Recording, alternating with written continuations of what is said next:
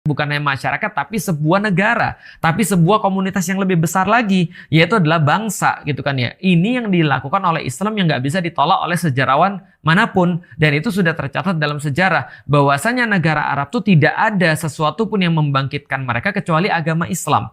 Dan akhirnya agama Islam ini bukan hanya membangkitkan orang-orang Arab, tapi membangkitkan seluruh manusia yang mereka dalam keadaan terpuruk, yang mereka berada dalam value system yang salah, berada dalam false belief. Lucu nih, artinya apa? Yang di highlight itu betul. Agama itu harusnya menjadi sebuah sebuah belief yang memajukan, menjadi sebuah value yang mengembangkan manusia, menjadi sebuah sistem yang menaikkan posisi hidup manusia, bukan malah sebaliknya, gitu loh. Nah, sekarang seolah-olah agama ini cuma jadi kayak obat bius yang membuat orang itu akhirnya tidak mau kerja, yang membuat orang itu bodoh amat tentang kehidupan. Mereka cuma berkata, ya udah kita bertawakal aja. Kalau bahasa intelektualitasnya itu adalah logika mistika.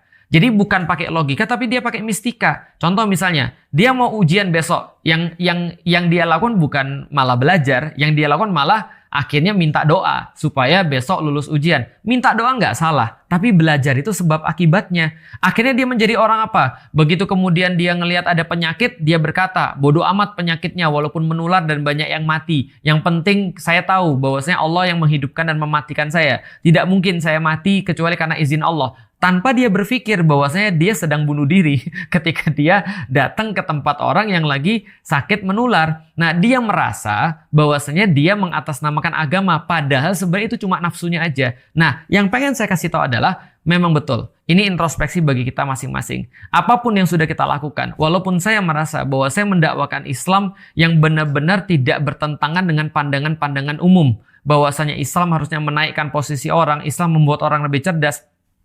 Tapi faktanya adalah ketika kaum muslimin yang paling banyak di dunia, katanya udah disalib ya sama Pakistan ya. Tapi ya taruhlah Islam yang termasuk kaum muslimin yang paling banyak di dunia, atau Pakistan pun yang paling banyak muslimnya di dunia, itu tidak bisa menunjukkan bahwasanya dengan Islam mereka tuh bangkit.